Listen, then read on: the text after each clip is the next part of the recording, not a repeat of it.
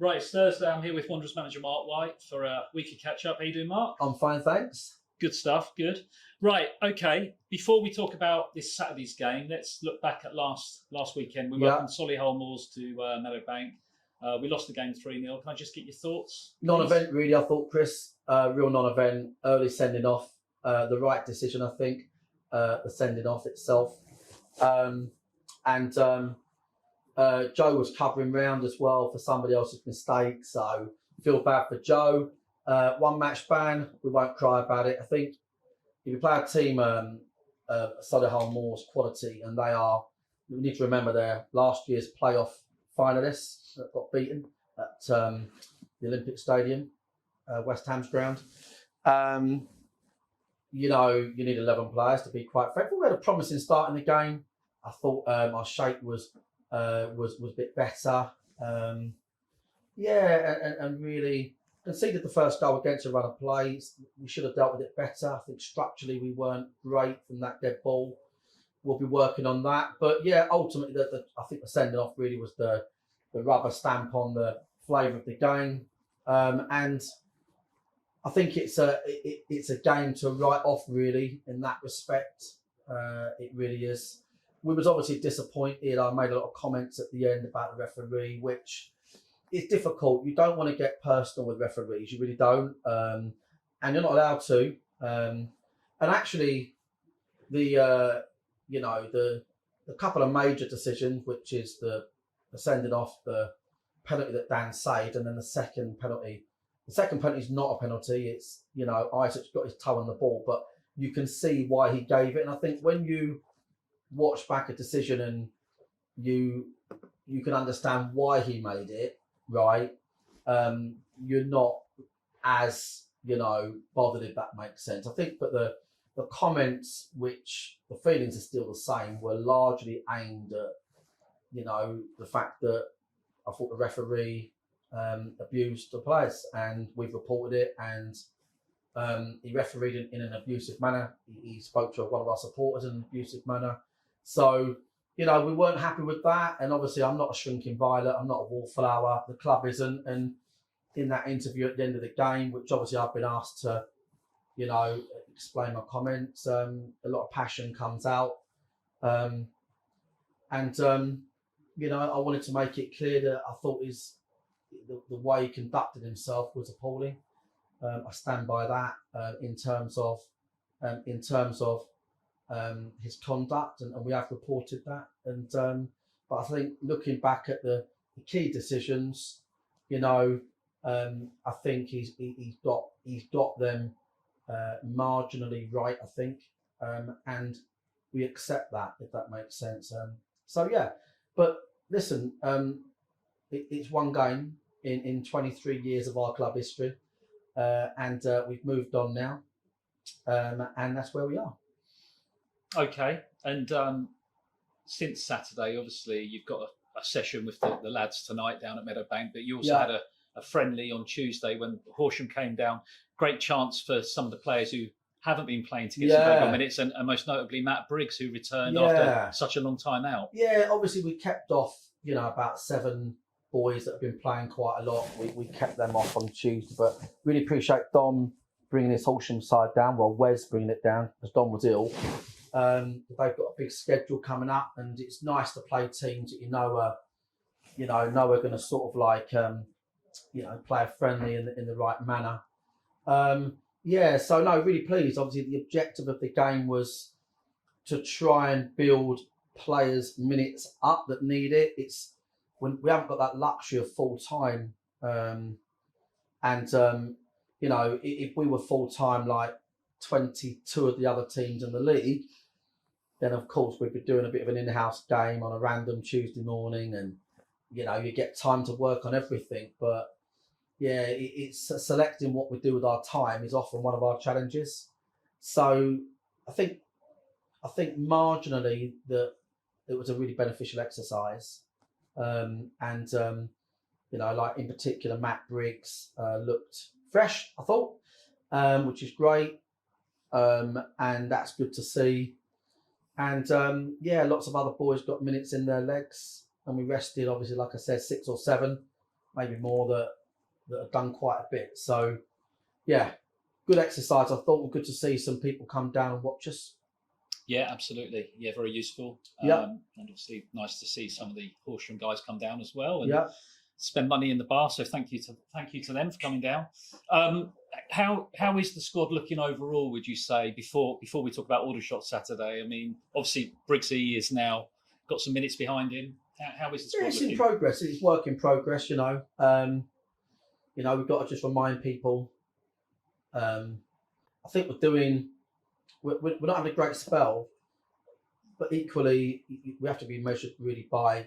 You've got to measure apples and apples. 4 promoted teams, one rock bottom, one 5 points behind. The other one, I think, borderline level points, a couple of points in it. York City, team that we've beaten at home. The other 3 full-time pro. The other, and we're not. We've obviously had a plethora of injuries. So actually, when you weigh up that usually, it's extremely normal to go into this division and then have to find your feet at the best of times. So actually, probably where we'd expect to be, and getting on board so many points early on has allowed us to have this like a dip in form, I'd say. Is it a dip in form, or is it, trying to cover too many players that are missing? I'll probably say the latter more so.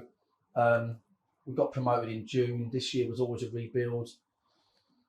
We couldn't afford to lose the boys we lost, Wes and Jason, etc., let alone then you lose your captain on the eve of the season, your star striker for a season-long injury, and Josh Taylor 12 weeks, and all these things in a league like this make it a big challenge. I think that we are, if you look at the bigger picture, doing admirably.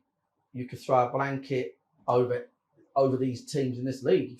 No point in looking at it. You could throw a blanket from anyone from 11th or 12th or maybe higher, right down to the bottom of the table. So we're very much looking upwards.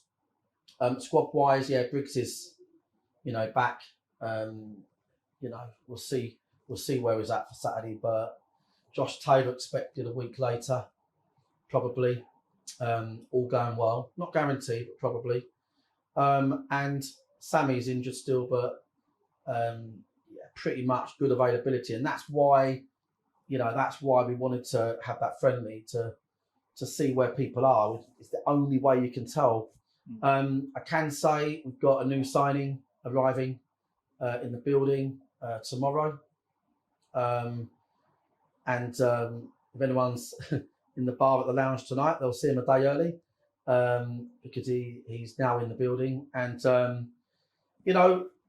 it's what I'd call a flagship signing in terms of experience, an entire Football League career, leader, and someone that's, when we look to rebuild our team, and we're rebuilding it, but we're not rebuilding it entirely. We're just rebuilding it with what we've got. And normally our rebuild would be this type of player. It'd be someone from the league above, someone that can take us forward. And yeah, this is a fantastic signing. That'll be announced tomorrow. And also we've got Aaron Kuehl, his brace is off his knee. He's going to be running Monday with the support of one of these weight mechanism machines. I think we'll get Aaron back maybe 4 or 5 weeks. So, Josh Taylor, Briggsy knocking on the door. Alfie's op now is booked in. So we Alfie's had the heart op, but they wouldn't then touch his knee in case his engine cut out. The heart, they wanted to get, wanted to check post-op. So he's now had the all clear from the anaesthetist and all that, and now he's booked in for an op. And look, he won't be back until this time next year, probably, maybe sooner. But that's a real positive. It's only one way forward for Alfie. So I think there's loads of positives out there for us. Loads. Training tonight, working hard. Good stuff. Good. Yeah. So I think 12 o'clock tomorrow. the new man will be announced. Yeah. So watch this space. Or go to the lounge and buy a beer and a burger today. Yeah, absolutely. Yeah. Yeah. Preferably the latter. Yeah, exactly. Right, so Saturday, looking ahead to Saturday, we've got league action. We're on the road, but it's quite a short trip, Aldershot away. Yeah. Biggest dilemma at the moment is whether we let Mitch go. Because we was at Hartlepool the other week, watching Hartlepool, and obviously we went to Gateshead. We had it all, everything was booked, so we went up there, and when the lads were doing a training session, 5 of us and Mitch went in the car, went to Hartlepool, stood in the away end because Mitchell said he'd booked seats, and then realised he'd booked the home terrace, and we witnessed the excitement that Mitch had when his alert went off when Aldershot scored. And he was really happy. Like, I've never seen someone happier. So I told him at that point, Mitch, you can fuck off if you think you're coming to the Aldershot game. Apologies for the language. So we're still debating whether we let him anywhere near the place. Yeah. But yeah, do you know what? Actually, actually, there's a bit of a. I never expected to have an affiliation with Aldershot, if I'm honest with you. But actually, there's quite a friendliness between the clubs and actual fans at the moment, which is interesting. I never expected that, but the club have been really welcoming. We've got our volunteer day there this week, and they're letting over 20 volunteers, get in and get room. And I speak to Rob, their avid fan and commentator, and now there's been a really good, quite a few supporters of, talk and that online, and it's actually been quite good, and it's been nice actually. Do you know what I mean? It's been nice, but we Ross has done a good job at Aldershot, stabilised them, but they've listen. Any manager in and around mid-table is looking at it thinking, right, we need points on board.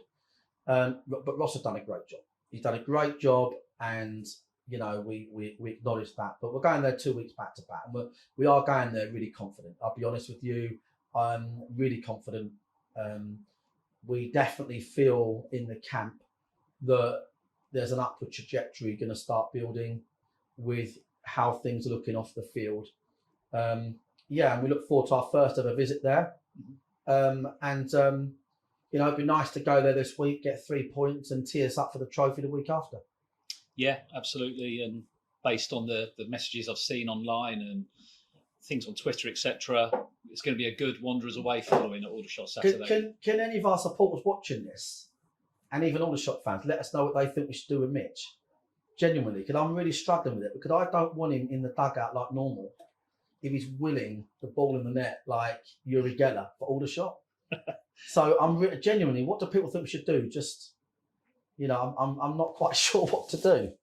It's on my mind. It's distracting me, Chris. Well, yeah, it's a good question. So if anyone out there watching this who could help us, let us know what I think we should do. All suggestions welcome. Do we put him in a rocket and send him up to the moon or something? Yeah. Okay, well, let's see what comes in. Yeah. Maybe some of the Aldershot fans will help us out as well. Yeah, exactly. Yeah. Yeah. They can take him in. Yeah, that's it. So, okay, brilliant. So, obviously, just aside from the match on Saturday, this Monday, you'll be with the guys from Talking Wanderers.